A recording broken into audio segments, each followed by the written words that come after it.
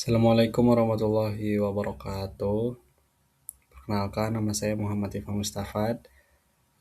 Saat ini saya akan mempresentasikan hasil analisis program siaran audio yang sudah saya lakukan untuk mata kuliah Manajemen Produksi Siaran Radio.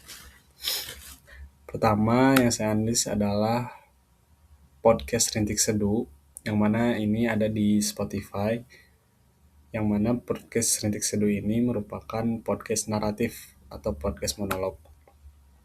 Jadi podcast Rintik Seduh ini adalah podcast yang berisi tentang cerita-cerita pendek tentang kehidupan, kesedihan, cinta, kehilangan, dan perjalanan emosi manusia. Yang mana podcast ini dibawakan dengan gaya bercerita yang pelan, dekat, dan personal, sehingga pendengar merasa merasa seperti sedang curhat dengan teman sendiri gitu.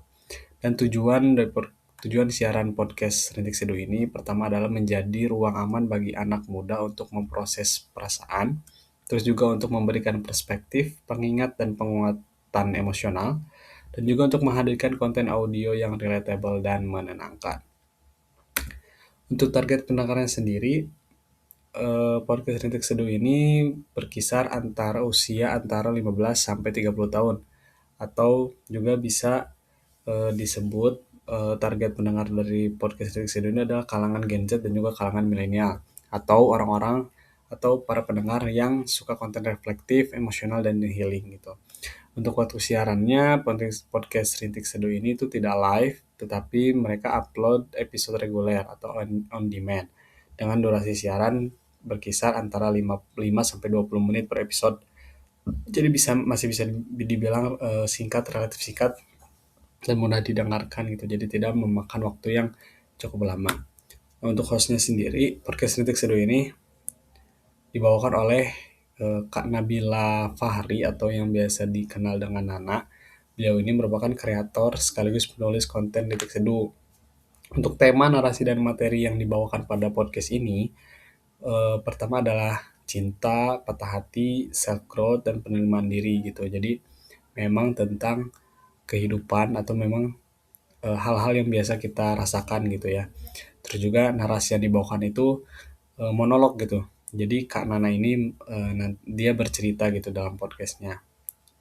Juga ditambah beberapa metafora puitis.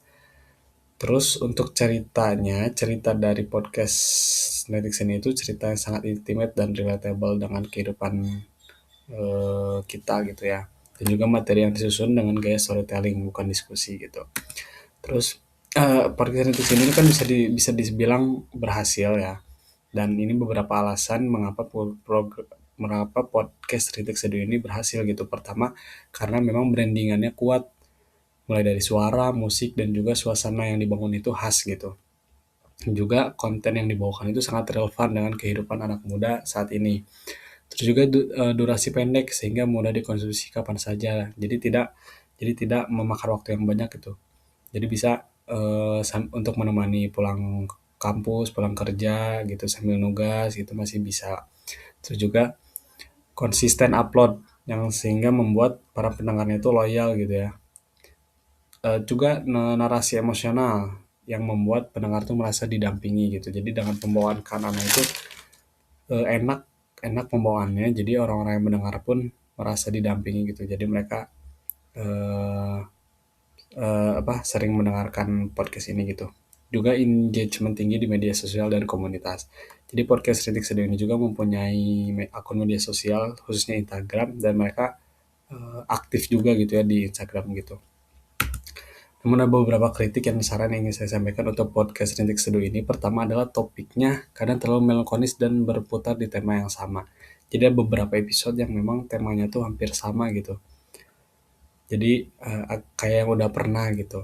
Terus juga yang keduanya adalah minim variasi format atau selalu monolog. Nah ini untuk sebagian orang bisa dibilang agak membosankan ya karena formatnya selalu seperti ini gitu. Dan untuk sarannya pertama adalah sesekali lah menghadirkan kolaborasi atau format wawancara. Terus juga menambah episode pertama edukasi ringan agar lebih berimbang dan juga membuat rubrik Q&A untuk meningkatkan interaksi dengan pendengar gitu. Selanjutnya program atau podcast yang saya analisis adalah namanya Suara Ekspresiku. Ini podcast Suara Ekspresiku ini ada di Spotify juga, yang mana podcast ini podcast personal ya.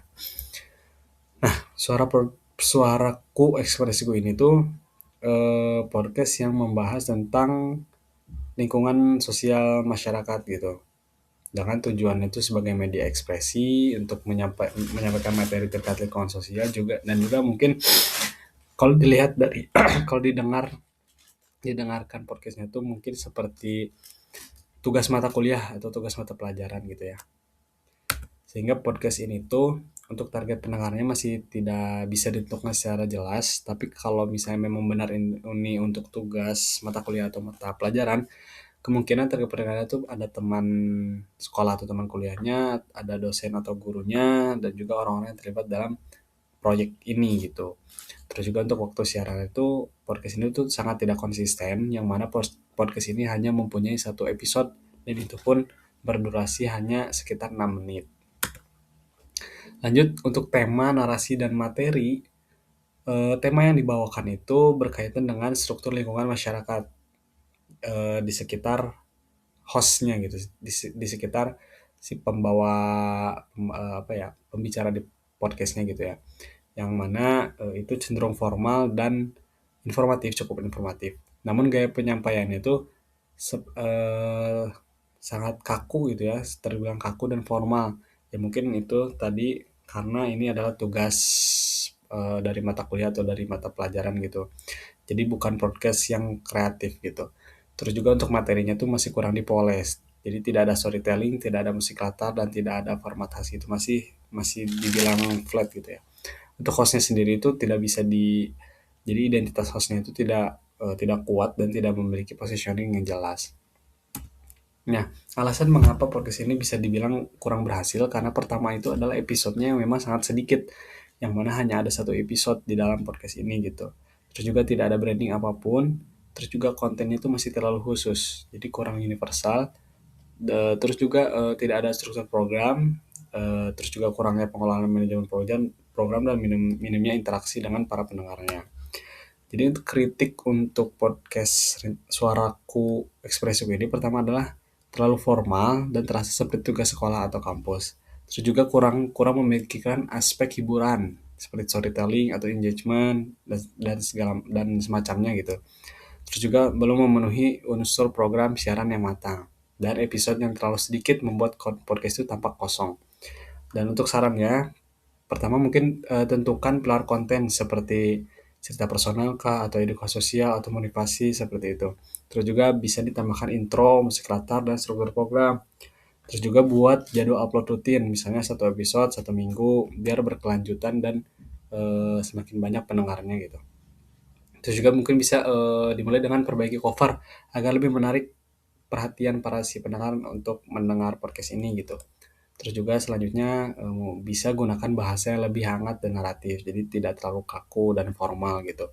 Terus juga bisa ditambahkan interaksi seperti Q&A dan penjelasan deskripsi podcast dan tujuan siaran podcast ini gitu, seperti itu. Nah, mungkin itu saja yang bisa saya sampaikan. Terima kasih atas perhatiannya. Assalamualaikum warahmatullahi wabarakatuh.